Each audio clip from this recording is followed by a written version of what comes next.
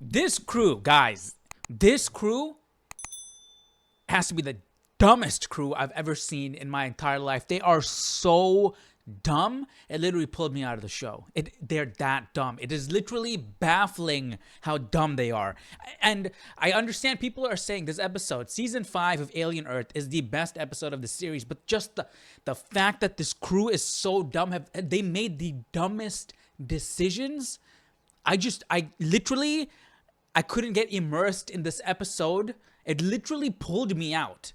To start things off, the episode starts with Clem, I think that's what his name is, waking up Morrow, letting him know that there was a fire on the ship, the captain is dead, the first officer has a facehugger on his face, and he's busy laughing, making jokes, spewing gossip that Morrow missed while he was asleep. Like, dude, do you not see the situation that's happening? Why didn't you wake me up earlier? Maybe you guys were busy handling the situation, but still, like, why are you giggling and laughing? And then they go to the med lab, I think it was, where they have the captain who's dead. They literally they cut the facehugger, and the acid blood literally killed the guy. Then you have the medical officer laying there, and he has a facehugger. And just the temperament of the crew, they seem so nonchalant. They're making jokes. They're smiling. Like, I don't understand what's happening.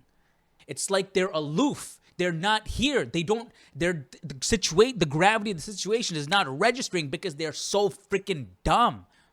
Anyways, the captain is dead. They decide to put the medical officer, the science officer, in cryo sleep to preserve his body, you know, because they didn't want to kill him because, you know, the girl's there in love and everything and whatever.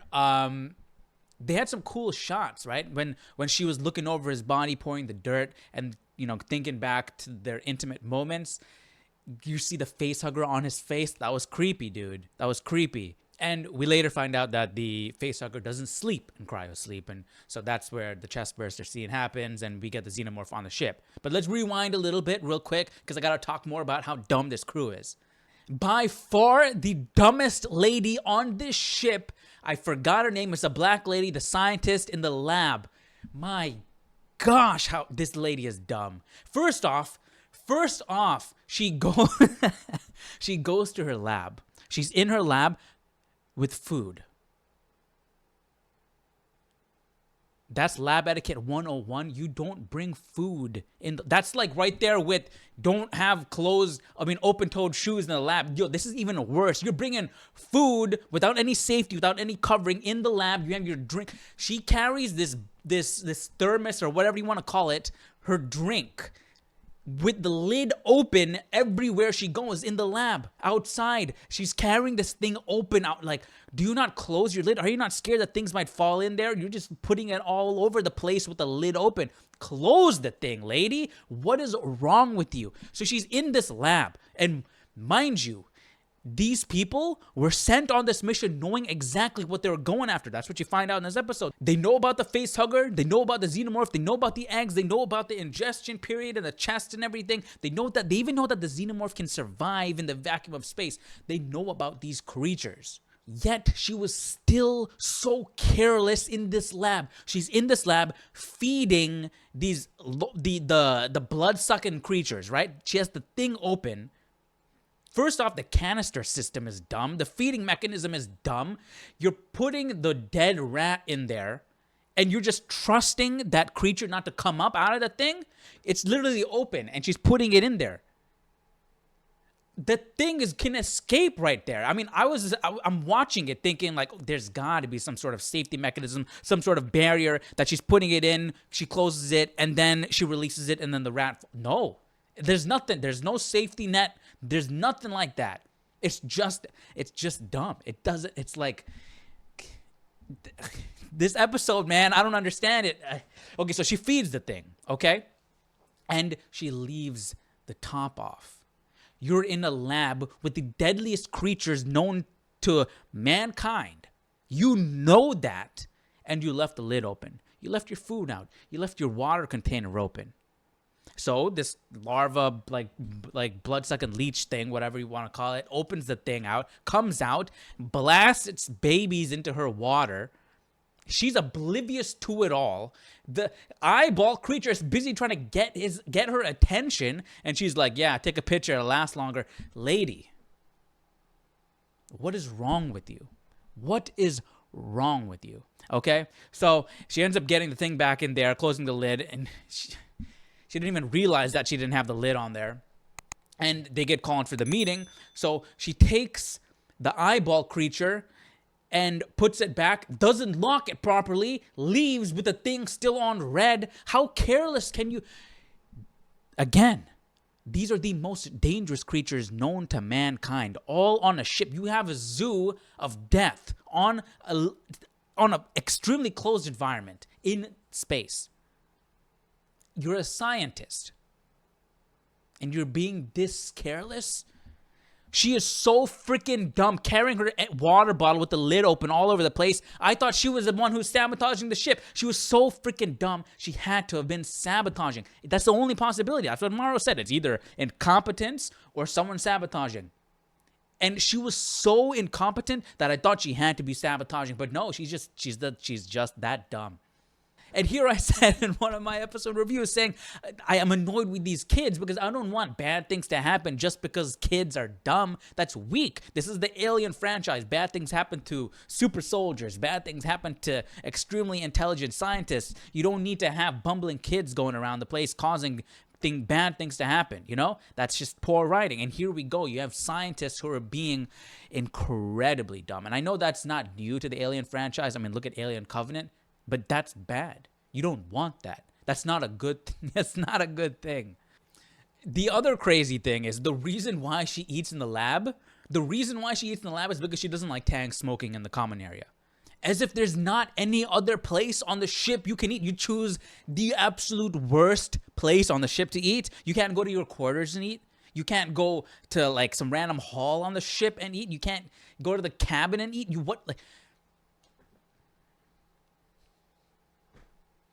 Speaking of Tang, what is up with this dude? He's not an android. He's just a crazy person. He's busy watching this lady as she sleeps, and the way he talks, the way he acts, the way he walks, it's not human. And and it doesn't go anywhere. He just dies. The xenomorph kills him. So he acts so crazy and weird and off.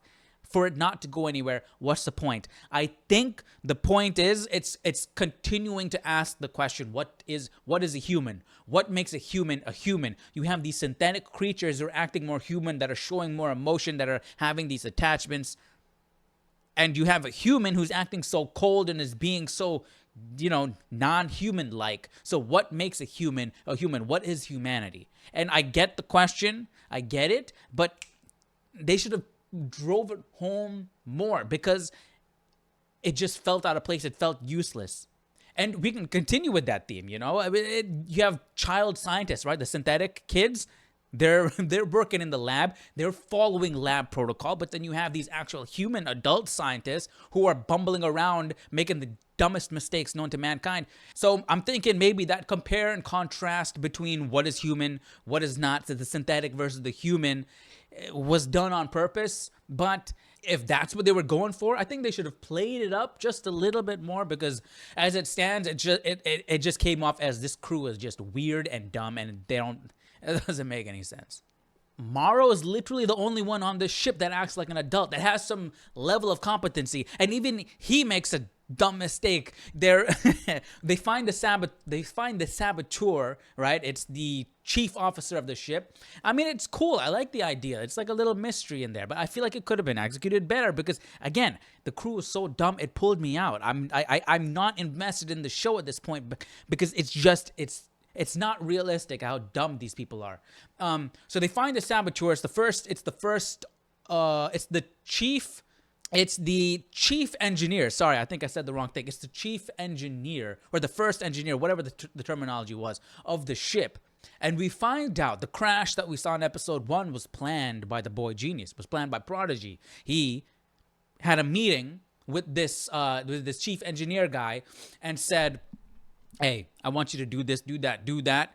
Crash this ship, dude. I want these specimens. So all of this was planned. It was not like, hey, this was a happy accident that it landed in Prodigy territory. He knew it. He planned it. He wanted this ship to come and crash land in Prodigy territory so he can get these species. So that has me curious. How much does the boy genius know of what's on the ship and what is his goal? Anyways, let's get back to how dumb this crew is. So we had a shootout between Morrow and the chief engineer. I think his name was Petrovich, and Morrow's dragging Clem along, and he's like pulling him into the lab to get to safety. The guy gets shot in the head. Morrow escapes back into the lab, ducks under into the vents, comes out, and then stabs Petrovich. Here's the issue. He doesn't close the lab door. He doesn't go back to close the lab door. You're on a ship with the deadliest creatures in the universe, and you don't close the lab door. So it turns out it's both sabotage and incompetence by everybody on this ship. Nobody is competent on this ship. One dude didn't know the difference between geology and biology. I mean, I get it. He doesn't need to know that, but still, people are dumb, man. People are so dumb on this ship. It doesn't make any sense. By the way, that guy Clem, his nickname is Chlamydia. I just thought I had to point that out because I don't know who came up with that. So let's talk about the xenomorph, because we get some cool shots of the xenomorph. It's nice, man. You get the xenomorph on a ship. I like that. I like Alien 1's my favorite, so I like that in this. I mean, there are things you can nitpick about the xenomorph. I mean, the chase scene down the hallway, he can't catch a girl. He can't catch her. This is the xenomorph that killed an entire room of people in seconds. I mean, okay, whatever. But I like the stuff that we saw. I mean, the shots of it. We saw, it's the clearest shots of an alien. That it's cool. I mean, it's a guy in a suit too, right? And so because one of my favorite shots in Alien 1 is, it's like this shot of the xenomorph, and he's like, it's like, I don't know. He does this thing with his hands like this, and it's like a profile shot, and it's cool. It's really cool. And then there's a shot in here that kind of reminds me of it, because you're seeing the profile and you're seeing him like this, and just staring at the girl. And it's cool. You see full on clear in light what this xenomorph looks like, and it might catch people off guard, because it looks like a guy in an alien costume. But that's exactly what it was in Alien 1. The thing is, Alien 1 was so dark, they hid it. And I'm sure that's why they hid it, because they didn't want it to look like a guy in an alien costume. And so here, you see it. You see a guy in an alien costume. And I get it. People might not like that because it looks less alien. It looks less like an animal, you know? But I thought it was cool. And you also have to remember, you know, depending on who the gestation happens to, the incubation happens on, like whoever the facehugger attaches to, the xenomorph is going to look like that. So if it attaches to a human, it's going to look more humanoid, and you know the xenomorph did. So I like the xenomorph. I thought the xenomorph stuff was cool in this episode. But to me, the star of this episode was the smartest character in this episode, and thanks to her, because I was fed up with how dumb these people are. The eyeball alien. We know that she's a she, or at least the black lab scientist lady thinks that called her a she, but knowing how dumb she is, it's probably a he, you know, so I don't even know. Or maybe it doesn't even have a gender. So this eyeball thing. First off, it's tapping on the glass, trying to warn that the scientist lady in the lab, right? So it has some sort of a level of awareness. It's trying to help the humans. What's going on here? Is it an aid, or is it an enemy? You know, whose side is it on? So it escapes the lab, and it gets stuck in the older engineer's eyeball, right? Takes over his body, and we hear its vocalizations. It like turns his head, right? Morrow has a gun to it. It turns his head and goes, whatever noises it makes, right? I just realized how bad that might look on camera. But anyways, so it does that, and the xenomorph comes. So my question is it calling the xenomorph? I don't know. That's what I first thought. But then it attacks the xenomorph. So it's probably not calling the xenomorph for help. But does it have the presence of mind that if it calls the xenomorph, it can use that as a diversion, and then kind of flip the script at this point, and, you know, Morrow is distracted, and then it can escape, you know? Maybe it has that presence of mind. But it attacks the xenomorph. It starts biting the xenomorph and tries to get in the xenomorph. Now, I'm not sure how that works because there's no eyeball on a xenomorph and the xenomorph has acid for blood. So I don't know how this eyeball creature could survive trying to burrow into a xenomorph like that. But, the crew dies. We see this in episode 1. The crew dies. Morrow escapes. And I'm siding with Morrow. Like, after you watch the first episode, you're like, dude, this dude Morrow is so cold. He's so, like, he's willing to sacrifice his crew to protect these species. But in this episode, I mean, I see where he's coming from. These people are so freaking dumb. Just let them die. Who cares? And none of this is his fault. I mean, I can't say that because he left the lab door open. If he didn't leave the lab door open, the eyeball alien couldn't have come out and all these... Anyways, and that's the other thing, dude. They did the surgery. I'm jumping back for this. They did the surgery on the apprentice, right? He drank the water bottle. He drank the water with all... Again, lady, why do you leave your water bottle open everywhere? She drank the water... He drank the water bottle with all the little tadpole aliens in there, and all these little creature things are crawling all over inside of his body, and they do the procedure in the med lab without any protection. No, nothing. Remind you, this is not Alien 1 where there's space truckers trying to investigate the situation that don't know what they're doing. These people know what they're doing. They know what they're getting into. They came here for a specific reason to grab these things. They know and even if they don't know what exactly these things can do, they are aware of the potential threat. They are scientists. Yet, they're doing an open cavity procedure with extremely dangerous animals, aliens, without any sort of protection. Knowing that contamination is highly possible. The dumbest crew. When I tell you this is the dumbest crew I've ever seen, this is the dumbest, most incompetent crew I have ever seen in my entire life. Let's go back to the end of the episode. Morrow's the only adult here. Morrow's the only one with some sense of urgency, some sense of, we need to get things done. The girl is busy grieving her lost boyfriend. The apprentice dude thinks biology is the study of rocks. The black scientist lady is busy having alien lay eggs in her water bottle. Like, everybody is so freaking dumb that it makes absolutely no sense. This guy is the only one that's somehow holding this crew together. Without him, everything would fall apart. So at the end, he's like, I mean, first off, the xenomorph is out there. If I open the door, you're dead. I'm dead. The ship is gone. We're not getting this stuff back to Earth. My mission, that's all I have to live for. I lost my family. I lost my daughter. This is the only thing I have going for me. This is my sole purpose in life. I can't give this up too. And the fact that you guys are just so freaking dumb, forget you, man. I'm doing my job. This is the only thing I got. I'm doing it. So I can't blame him, dude. I cannot blame Morrow one bit. Now, the interesting thing is, we get a scene at the end where he comes to meet Yutani.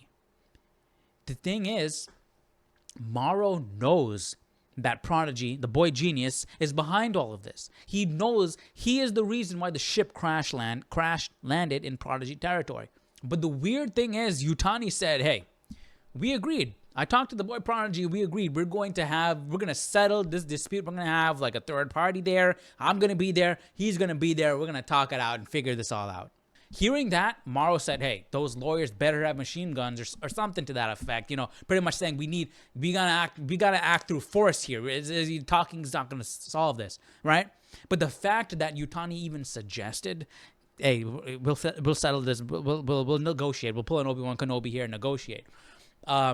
The fact that you even suggest that makes me feel like Morrow didn't tell her the gravity of the situation, the entire situation, that this was the boy Cavalier all along. If she knew that the whole crash was the boy genius from the get-go, would she agree to have a talk with him to try and settle the dispute like that? I don't know. So we'll see how that plays out. And then the episode ends with Cherub Rock. I laughed. I literally laughed. Like, that felt so out of place that it was hilarious, and it was honestly cool in a way. I mean, it's you're panning out of the building, you're seeing the city, and you're hearing Cherub Rock play. It's kind of cool, honestly. It was just so out of place that it became kind of cool, and maybe it was because I just was so pulled out of this episode by the fact of how dumb these people are that I'm just like, all right, let's just do it. Let's do this. And I kind of liked it in a weird way. But anyways, man, this was not the best episode of the series by far. I don't know if, yeah, I don't know, man. It's not a bad episode, I don't think. I didn't hate it, but it took me out of it. I couldn't get immersed just because of how dumb these people are. I like the previous episode a lot better. I want to get back to that storyline. I do. I don't want to be, and I'm glad we don't get to stay another minute with this incompetent crew. But anyways, man, that's my thought on this episode. What'd you guys think? Did you guys like it? I know people say that this is their favorite episode of the show. That's the best episode, and I get it because it aligns with Alien 1 the most, and that's my favorite Alien movie. And we get the Xenomorph in this, and we get all these cool aliens in this. But the crew was just so dumb. It's either incredibly poor writing or they did this on purpose, and I don't know why we do this on purpose. But anyways, man, let me know your thoughts down below in the comment section. What did you guys think about the episode? Let me know your thoughts, and I'll see you all in the next video. Take care. Bye-bye.